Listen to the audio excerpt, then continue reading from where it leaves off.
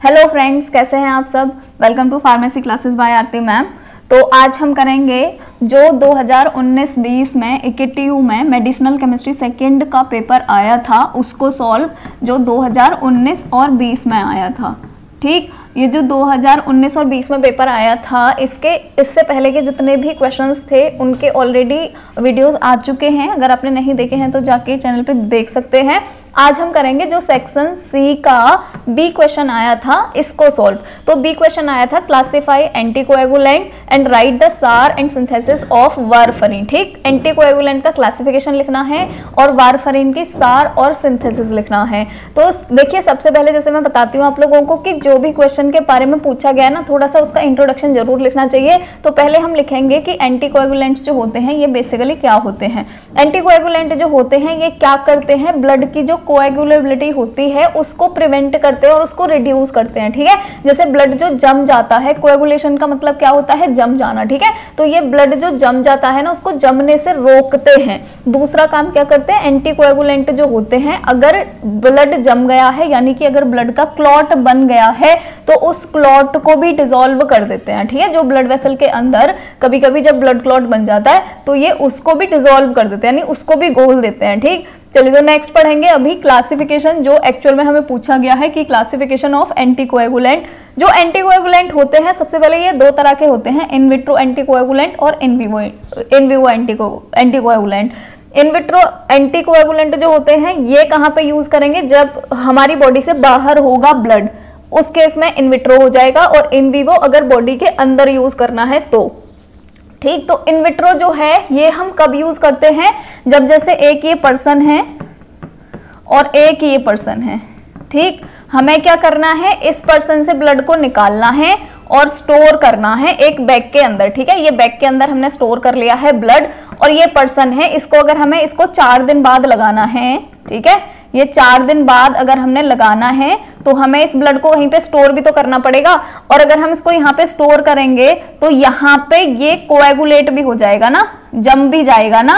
तो इसको अभी कोएगुलेशन से बचाने के लिए हम इसके अंदर क्या डालेंगे, एंटीकोएगुलेंट डालेंगे। ठीक है, तो इन वाले एंटीकोएगुलेंट को जो बॉडी के बाहर जो ब्लड हम स्टोर करके रख रहे हैं उसमें जो यूज होगा वो होगा इन विट्रो एंटीकोएगुलेंट। ठीक, तो इन विट्रो एंटीकोएगुलेंट के एग्जाम्पल जो है ये देखिए, सबसे पहले तो हिपेरिन को याद कर ही लोगे। हिपेरिन तो सबको याद ही हो जाता है, हिपेरिन वारफरीन सबको पता ही होता है। यहां पर आपको याद रखना है इन विट्रो के अंदर हिपेरिन। उसके बाद में आपको क्या करना है, देखो तीनों जगह पे सोडियम सोडियम सोडियम तो है ही।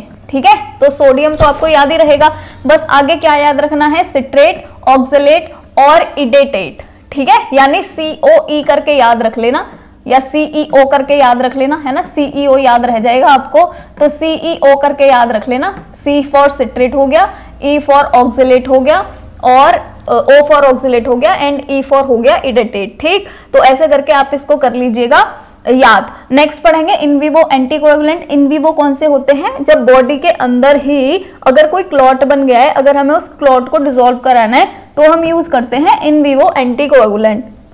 इन विवो एंटीकोएगुलेंट भी दो तरह के होते हैं, एक पेरेंट्रल यानी जिनका अगर हमें इंजेक्शन देना है, और दूसरे होते हैं ओरल एंटीकोएगुलेंट यानी जिनको हमें कोई टैबलेट फॉर्म में या कैप्सूल फॉर्म में देना है, वो हो गए ओरल एंटीकोएगुलेंट। ठीक, पेरेंट्रल के अंदर देखिए हिपेरिन का आपको याद रखना है यहाँ पर कि हिपेरिन इन विट्रो भी होता है और इन विवो भी होता है, दोनों में ही आएगा हिपेरिन। ठीक है, इसके बाद में आपको हिपेरिन को याद रखना है कि हिपेरिन जो होता है ये पेरेंट्रल होता है, और वारफरीन जो होता है ना, ये है यहाँ पर वारफरीन, जो वारफरीन होता है ये होता है ओरल। ठीक है, ये कभी कभी 2 नंबर में पूछ लिया जाता है, तो आपको ये भी याद रखना है कि हिपेरिन पेरेंट्रल होता है और वारफरीन होता है ओरल। ठीक है, चलिए अब अपने टॉपिक पे आते हैं यहाँ पर कि देखिए इन विवो एंटीकोएगुलेंट जो होते हैं ये 2 तरह के होते हैं, पेरेंट्रल और ओरल एंटीकोएगुलेंट। पेरेंट्रल के अंदर क्या क्या है, हिपेरिन है फर्स्ट, उसके बाद में आपको क्या याद रखना है, देखिए पेरिन पेरिन हर किसी के लास्ट में लिख ही रहा है, पेरिन पेरिन पेरिन पेरिन। ठीक है, आपको क्या याद रखना है, इनॉक्सा,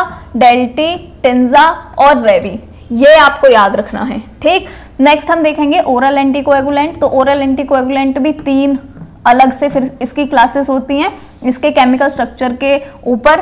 तो पहला है कोमेरिन डेरिवेटिव, यानी जिनमें कोमेरिन का स्ट्रक्चर होता है वो हो गए कोमेरिन डेरिवेटिव। इसके अंदर ड्रग आते हैं वारफरीन, डाइकोमेरोल और एसिनोकोमेरोल।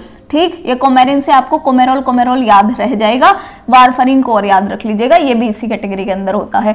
सेकंड है इंडेंडायोन डेरिवेटिव, तो देखिए यहाँ पे क्या लिख रहा है, इंडायोन लिख रहा है, तो इतना तो यहाँ पे लिख ही रहा है, इतना पोर्शन तो यहाँ पे लिख ही रहा है, बस फैन और लग रहा है इसके आगे, है ना, तो ये भी याद हो जाएगा आसानी से। इसके बाद आता है डायरेक्ट थ्रोम्बिन इनहिबिटर, ये एक ही ड्रग होती है डेबिगेट्रन, तो ये भी याद रख लीजिएगा। ये हो गया क्लासिफिकेशन एंटीकोएगुलेंट का। अभी हम करेंगे सार ऑफ वारफरीन, ठीक, ये आ गया यहाँ पर सार। तो देखिए सबसे पहले हमें क्या बनाना है, वारफरीन एक कोमेरिन डेरिवेटिव होता है, यानी हमें कोमेरिन का स्ट्रक्चर बनाना पड़ेगा। तो कोमेरिन जो होता है इसका स्ट्रक्चर क्या होता है, ये हो गया कोमेरिन का स्ट्रक्चर, ठीक, ये हो गया हमारा कोमेरिन का स्ट्रक्चर, ये होता है कोमेरिन का स्ट्रक्चर। तो ये स्ट्रक्चर तो जरूर होगा ही होगा यहाँ पे, है ना, ये वाला स्ट्रक्चर तो जरूर होगा ही होगा। तो देखिए यहाँ पर ये इतना स्ट्रक्चर कोमेरिन का तो होगा ही होगा, क्योंकि ये कोमेरिन डेरिवेटिव है, तो इतना तो आप बना ही लेंगे। उसके बाद में आपको सार के अंदर सबसे ज्यादा इंपॉर्टेंट चीज क्या याद रखनी है, देखिए सबसे पहले तो ये वीकली एसिडिक होता है। और वीकली एसिडिक क्यों होता है, क्योंकि फोर्थ पोजीशन पे, ये कौन सी पोजीशन है यहाँ पर, फोर्थ पोजीशन पे एक हाइड्रोक्सी ग्रुप होता है, जिसकी वजह से ये वीकली एसिडिक होता है। सेकेंड जो है पॉइंट वो है, अगर हम सब्स्टिट्यूशन कर देते हैं सी थर्ड और सी फोर्थ पोजीशन पे, तो देखिए यहाँ से इसकी नंबरिंग कहाँ से स्टार्ट करेंगे, जहां पे हमने बीच में ओ लिखा है वहां से इसकी नंबरिंग स्टार्ट करेंगे। तो ये हो गई फर्स्ट पोजीशन, ये हो गई सेकंड पोजीशन, ये हो गई थर्ड पोजीशन और ये हो गई फोर्थ पोजीशन, ठीक है। क्या लिख रहा है यहाँ पे कि सी थर्ड पोजीशन पे, यानी कि यहाँ पे कोमेरिन डेरिवेटिव के जो इतना स्ट्रक्चर था, इतना, इसमें हमें क्या करना है, एक थर्ड पोजीशन पे सब्स्टिट्यूशन करनी है और एक फोर्थ पोजीशन पे सब्स्टिट्यूशन करनी है, तभी एंटीकोएगुलेंट एक्टिविटी होगी, है ना। कोमेरिन जो न्यूक्लियस है, यानी कोमेरिन का जो स्ट्रक्चर है, उसके अंदर हमें थर्ड पोजीशन पे और फोर्थ पोजीशन पे सब्स्टिट्यूशन करने पड़ेंगे, यानी ग्रुप्स ऐड करने पड़ेंगे, तब उसकी एंटीकोएगुलेंट एक्टिविटी आएगी। इसके बाद में नेक्स्ट जो है वो है, अगर हम एडिशनल मिथॉक्सी ग्रुप ऐड कर देते हैं C8 पोजीशन पे, 8th पोजीशन है ये, तो अगर हमने यहाँ पर एक कौन सा ग्रुप है, मिथॉक्सी ग्रुप, ठीक है, तो ये मिथॉक्सी ग्रुप क्या हो जाएगा, OCH3 हो जाएगा। तो अगर हम यहाँ पर एक मिथॉक्सी ग्रुप ऐड करवा देते हैं, यानी OCH3 ग्रुप ऐड करवा देते हैं, ये कंपाउंड बना के भी दिखा दीजिएगा, क्योंकि कुछ नहीं है, 8th पोजीशन पर OCH3 ही तो लगाना है अगर आपको और अच्छे से प्रेजेंट करना है तो यहाँ अगर हम 8th पोजीशन पे OCH3 ग्रुप लगा देते हैं, तो जो एक्टिविटी है वो और ज्यादा इंक्रीज हो जाती है, ठीक है, और ज्यादा इंक्रीज हो जाती है।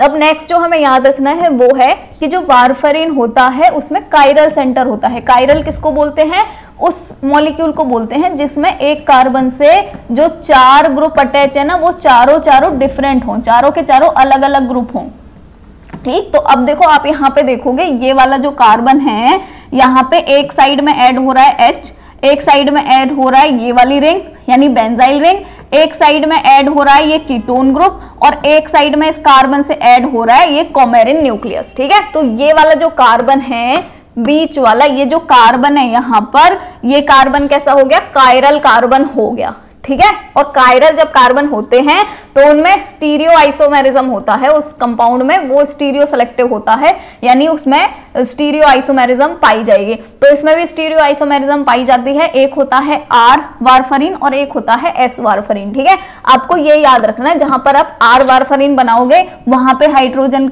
में जो बॉन्ड दिखाओगे वो ये वाला दिखाओगे, ऐसे पूरा भरा हुआ वाला, और जहां पर आप S वारफरीन दिखाओगे वहां पर ये डॉट वाला बॉन्ड दिखाओगे, ठीक है, ये डॉट वाला बन ही रहा है, तो ये वाला दिखा दीजिएगा बस।